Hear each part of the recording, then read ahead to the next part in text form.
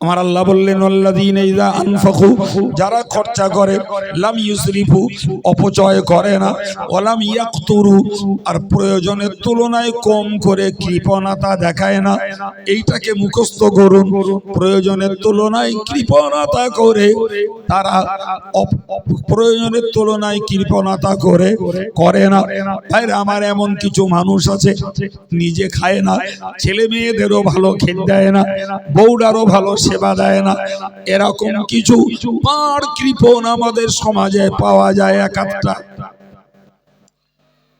বাচ্চাদেরও খাদ্য, শুধু জমি কেনে, শুধুই জমি কেনে, আছে না নাই? এরাও ভালো না।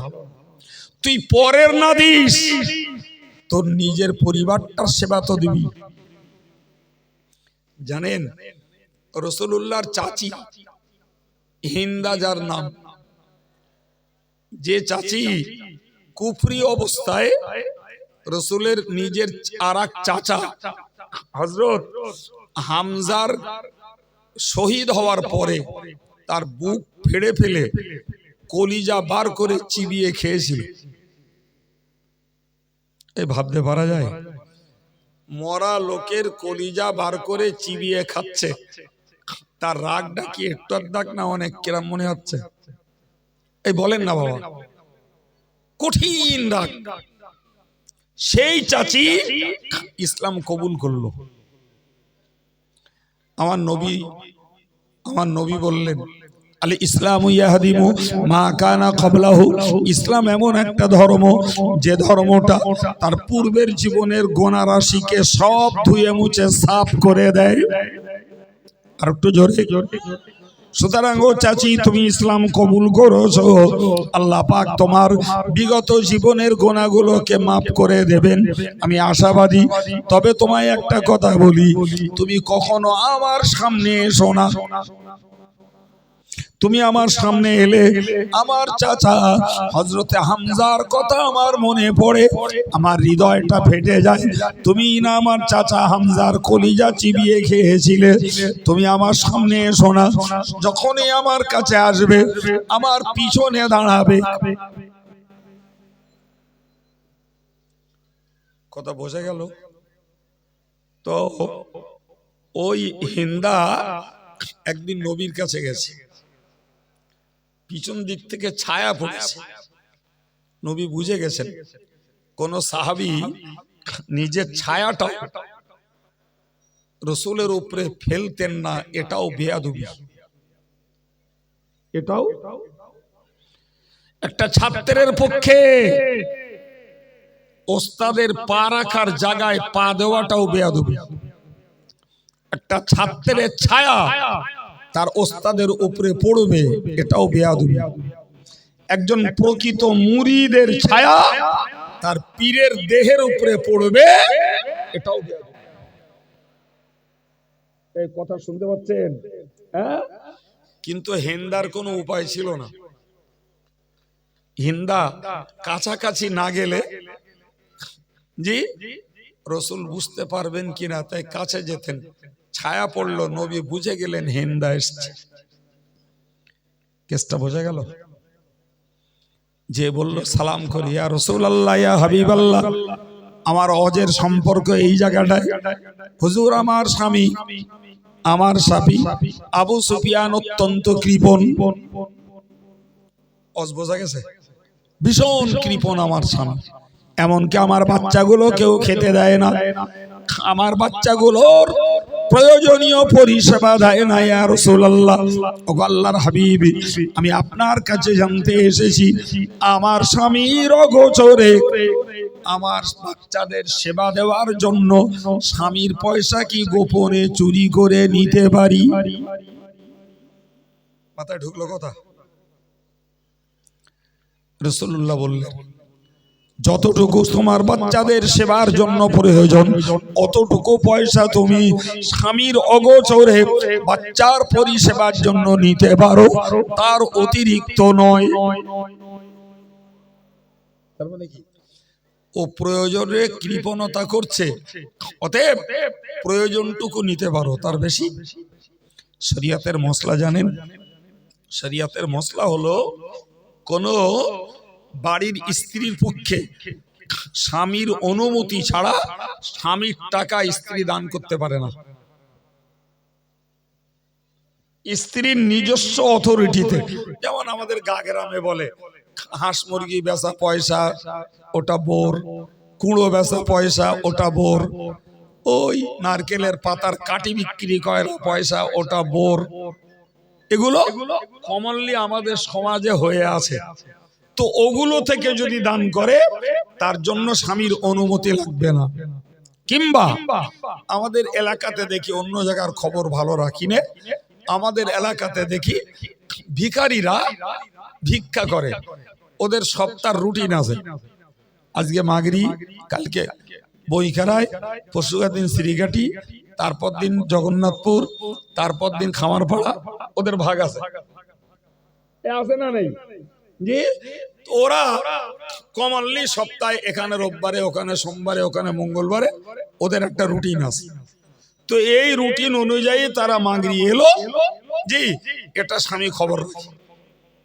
স্বামী খবর রাখে যে ধারাবাহিকভাবে অমুক দিনে আমাদের পাড়ায় ভিখারি ছেলে মেয়েরা, পুরুষেরা, মহিলারা আসে, স্বামী এই স্ত্রী স্বামীর মাল থেকেই দুমুঠো চাল দেয়, 5টা টাকা দেয়, কিংবা হয়তো কোনো দরিদ্র ভিখারিকে একগাল খেতে দেয়। জি, এগুলো নরমালে এক পর্যায়ে স্বামী যেহেতু জানে, বাধা দেয় না, ফলে ওটাও একটা স্বামীর অনুমতি। বোঝা গেল? এই সাধারণ নিয়ম ছাড়া জি যদি মাঝে মাঝে কিছু ভণ্ড আসে, কি ব্যাপার, এরম কালো জামা পড়া, এরম হিঙে বড় পাগড়ি, কি ব্যাপার, আমি আজমির শরীফের দরবার থেকে এসেছি। দরবারের খাদেম স্বপ্ন দেখিয়েছে যে একটা করে কোরআন দেবে, আল্লাহ তার বালা মুসিবত দূর করে দেবে। আর এগুলো মেয়েদের কাছে বেশি গলানো যায়, ভালো, মদ্দাদের কাছে খুব একটা যায় না। আর ওরে বলবেন ঠিক আছে দাঁড়া ভাই, আমার বাড়ি একটা কোরআন কেনা আছে তো দিচ্ছি, ও জালিয়াত একবারও নেবে না। ও ঘুরিয়ে ফিরিয়ে বলবে 200 টাকা দাও। এগুলো যে পিয়ের ভণ্ড, এতে কোনো সন্দেহ নেই। জি, এখন ধরে নেওয়া যাক যে ওইরকম একটা ফকিরকে 200 টাকা দিতে কোন মায়ের মন চেয়েছে না, মা ওই অধিকার তোমার নাই। স্বামীর টাকা যদি দিতে হয়, স্বামীর অনুমতি ছাড়া দিলে তুমি গুনাহগার হবা। কথা বোঝা যাচ্ছে বাপ? জি, আমি কিয়ত করতে যে আপনাকে বলছিলাম যে কোরআন বলেছে সংসারের জন্য হোক আর ধর্মের জন্য হোক, যারা খরচের ক্ষেত্রে বাড়াবাড়ি করে না, আবার প্রয়োজনের কমও করে না, এই দুইয়ের মাঝখানে তারা তাদের খরচা চালায়, তারাই হলো প্রকৃত পক্ষে আল্লাহর ভালো বান্দা। সুবহানাল্লাহ। আমার আল্লাহ কোরআন শরীফে জানিয়েছেন, ইয়া আইয়ুহাল্লাযীনা আমানু আনফিকু, ও দুনিয়ার ঈমানদারেরা তোমরা খরচ করো, মিম্মা রাযাকনাহুম, মিম্মা রাযাকনাকুম, আমি আল্লাহ তোমাদেরকে যা দান করেছি, আমি আল্লাহ দিয়েছি তার থেকে দাও। দেয় কে? আল্লাহ দেয়। তুমি মনে করছো চাষ করে ফসল করেছো, তুমি মনে করছো ভাটা করে কামাই করছো, তুমি মনে করছো জল কর করে কামাই করছো, মিথ্যে কথা। জি, তুমি দাও একটা দানা, 700 দানা কেডা দেয়? আল্লাহ বলেছেন লাউ নাশাউ লাজআলনাহু হুতামা, আমি ইচ্ছা করলে তোমার এই ফসলগুলোরে খড়কুটো বানিয়ে দিতে পারতাম। তুমি যে দেখতে পেতে ধুধু ময়দান পড়ে আছে, ধুধু ময়দান। আজকের ছাত্রদেরকে তাফসীরে জালালাইন পড়াচ্ছিলাম। জি, এককালের ঘটনা, একজনেদের বাগান ছিল, বাগান, খেজুর বাগান। তো তাদের বাপ দাদারা ওই খেজুর পাড়ার সময় হলে যত গরিব ভিখারি যাচ্চাকারী মানুষ আসতো, তাদেরকে পাড়ার মুখে কিছু দান করত। তারা সব মারা গেছে, তাদের আওলাদেদের পালা এখন। এরা ঠিক করেছে যে ফকিরদের কিচ্ছু দেবো না, ফকিরদের কিচ্ছু দেব না বলে কসম করেছে। কসম করেছি আকসামু লা ইয়াসরিমুন্নাহা মুসবিহিন ওয়ালা ইস্তাসমুন। জি বললে আগামী কালকে সকালবেলা খেজুর পাড়বো একদম ভোরে ভোরে সকালবেলা। আর নিয়ত করে নিয়েছে জি এই যে খেজুর পাড়বো বললো, কিন্তু ইনশাল্লাহ বলিনি। ফাতাবা আলাইহিম তাইফুম মির রাব্বিকা, রাতের বেলাতে অহম নাইমুন, তারা ছিল ঘুমিয়ে। আর আমার আল্লাহ ওই বাগানে আগুন লাগিয়ে দিলেন। সুবহানাল্লাহ। খেলা কার? খেলা আল্লাহ। বাগানটা পুড়ে সারখার হয়ে গেল, কালো ধোঁয়ায় কালো ছাইতে ভর্তি হয়ে গেল। ভোরবেলা এরা গেল ইয়াতাখাফাতুন, চুপি চুপি ফিস ফিস করে কথা বলতে বলতে, জোরেও কথা বলে না। পাছে ফকিররা শুনে ধান চাইতে আসে। কি পাড় কৃপণ, আল্লাহ দেওয়া ফসল দুখামসা নাই দিবি গরিবদের, ও দেবে না বলে জোরেও কথা বলে না। প্রিয় ভাইরা আমার, খেতে যেয়ে যখন দেখছে যে গোটা ক্ষেতটা কালো ভোমর হয়ে রয়েছে, গাছপালা কিচ্ছু নাই, ফসল কিচ্ছু নাই, ফলন কিচ্ছু নাই, বলল কি জানি এ বাগান বোধহয় আমাদের না, এ বাগান আমাদের না। ভুল হয়ে যাচ্ছে কোরআনের বক্তব্য। কিন্তু যখন নিশ্চিত বিশ্বাস হলো যে এ বাগানটা আমাদের, তখন বলল যে আমরা অত্যাচার করেছি আমাদের পথে। বলল আমরা বঞ্চিত হয়ে গেছি। ক্বালা আওসাতুহুম আলাম ইয়াকুল লাকুম, তাদের মধ্যকার একজন ভালো লোক বলল তোমাদেরকে বলেছিলাম তোমরা কেন আল্লাহর তাসবিহ পড়োনি? আল্লাহর তাসবিহ যদি পড়তে, আল্লাহর গুণ যদি তোমরা গাইতে, আল্লাহ এই বিপর্যয় তোমাদেরকে দিত না। আমি কি বোঝাতে চাইলাম? ক্ষেতের ফসল কেটা দেয়, জল করে মাছ করলে লাখ লাখ টাকার মালিক, জমিদারি ওমদারি চলছে তো, আল্লাহ একটা ভাইরাস ঢুকিয়ে দিল, আঙুর চস্তি চস্তি বাড়ি আসতে হবে না। কি বলছেন জি? ড্যাম্পারে 10 লাখ ইট ঢুকিয়ে দিলে ইটগুলো সব ঝামা হয়ে গেল। কে করতে পারে? হ্যাঁ, ওরম লোকও আমার কাছে এসছে, হুজুর একটু তদবির করে দেন, 2 পাড়ন ইট তুলিছি, একটা ড্যাম্পারে ইটও ভালো হয়, সব বিকে চুরিয়ে, কি বলে ওর ভাষায় কি জানি, আর এই ড্যাম্পারের পুড়ে নষ্ট হয়ে গেলে কি বলে ওর? ঝামাই বলে। সত্যি দেখলাম যে ওর উপরে চলছে অন্য গজব। জি যা একটা দেখ জানি কিছু করে টরে দিলাম, পরে বললো হুজুর আল্লাহর দয়া ভালো হয়ে গেছে। আমি বললাম আল্লাহর দয়া যখন ভালো হয়েছে, আল্লাহর কথাটা মনে রেখো, আল্লাহর ওরম করবে না। পালি তো আল্লাহর কথা মনে থাকে না। মানুষ বোঝে না, মনে করে আমার ক্যাপাসিটি, আমার ক্যালিবারিটি, আমার কৃতিত্ব। না রে বান্দা, তোর নয় রে, তুই শুধু মেহনত দিস, বাকি সুফল আল্লাহ দেয়। অতএব আল্লাহ পাকের বক্তব্য, আমি তোমাদেরকে যা দিয়েছি তা থেকে খরচ করো। মিন ক্বাবলি আন ইয়াতিয়া ইয়াউমুন লা বাইউন ফীহি, ওই দিনটা আসার আগে যেদিন কেনা বেচা চলবে না। কেনা বেচা চলে না কবে বাপ? দুনিয়া তো সব জায়গায় কেনা বেচা চলছে, কেনা বেচা চলবে না কিয়ামতের দিনে। ওদিন কেনা বেচা নেই, কারোর কাছে মালও নাই, কারোর কাছে টাকাও নাই, আছে সওয়াব আর পাপ। আমি সওয়াব কারোর দেব না, কারোর পাপ আমার ঘাড়ে বদলে নেব না। ওদিন কেনা বেচার দিন নয়। ওলা খুল্লাতুন, ওদিন প্রীতি, ভালোবাসা, বন্ধুত্বের কোন সম্পর্ক চলবে না। হুজুর আমি তোমার ভক্ত, জি কি স্যার আমি তোমার গোলাম, আমি তোমার দলের লোক, আমি তোমার ভাই, আমি তোমার অন্তরঙ্গ বন্ধু, তোমার তাসের বন্ধু, জুয়ার বন্ধু, ক্যারাম বোর্ডের বন্ধু, টিভির বন্ধু, কিচ্ছু চলবে না। ওলা সাফা, আর আল্লাহর অনুমতি ব্যতীত কারো সুপারিশও চলবে না। সুপারিশ যদি কেউ কারোর জন্য করে আল্লাহ হুকুম দিলে তবে, নইলে নয়।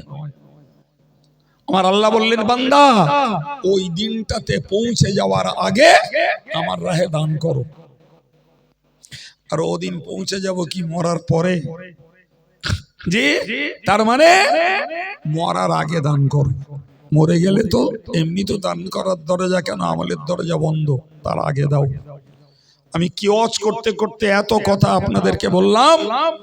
আমি আপনাদেরকে ওয়াজ শোনাচ্ছিলাম মুত্তাকিনের গুণ, মনে আছে? মুত্তাকিনের গুণ অদৃশ্যের বিশ্বাসী, মুত্তাকিনের গুণ নামাজ, মুত্তাকিনের গুণ দান। আর কি আল্লাযীনা ইউমিনুনা বিমা উনজিলা ইলাইকা ওয়া মা উনজিলা মিন ক্বাবলিক। আর মুত্তাকিনের গুণ হলো ইউমিনুনা বিমা উনজিলা ইলাইকা, ও নবী তোমার কাছে যে কোরআন দিয়েছি এটাকেও বিশ্বাস করে, আর ইতিপূর্বে তাওরাত, জবুর, ইনজিল যা কিছু দিয়েছিলাম সেটাকেও বিশ্বাস করে। ওরা মুত্তাকি। এই 4 নম্বর গুণ। 5 নম্বরের গুণ আল্লাহ বলেছেন উলাইকা বিল আখিরাতি হুম ইউকিনুন। 5 নম্বর গুণ হলো আখিরাতকে বিশ্বাস করে, পরকালকে বিশ্বাস করে।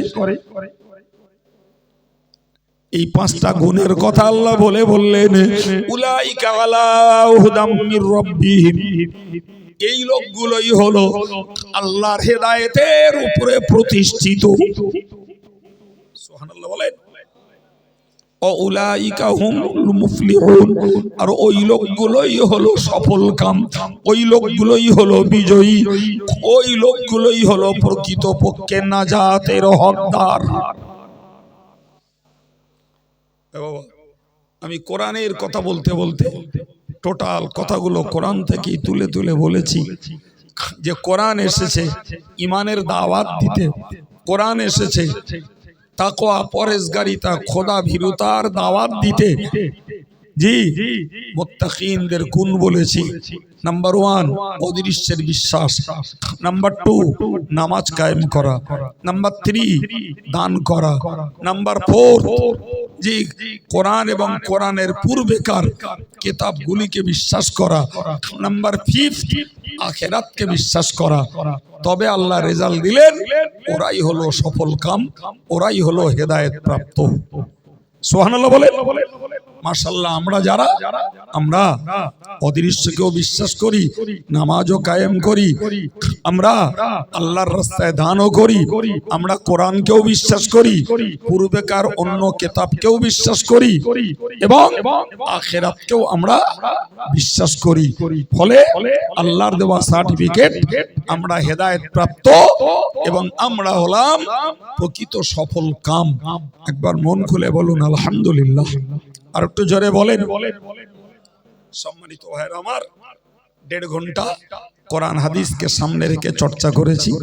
মাইক ছাড়বো আমি জানতাম না, এখানে এসে শুনলাম ফুরপুরা শরীফের একজন পীরজাদা হুজুর, তিনি আজকের আমন্ত্রিত মেহমান, তিনি আমার পরে আপনাদের সামনে কথা বলবেন। তার আগে আমি আপনাদের কাছে প্রতি বছরই আল্লাহ আনান আর এই মাদ্রাসার পক্ষে আপনাদের কাছে একটু সহযোগিতা চাই। জি, আজকেরও আপনাদের কাছে খুব নরম মনে সহযোগিতা চাচ্ছি। 200, 500, 100, 20, 50 যিনি যেমন পারেন। জি ভাই একটু যদি আসেন দিয়ে থাকেন, আজও একটু দাবি করছি। হয়তো ঠান্ডার সময় জায়গাটা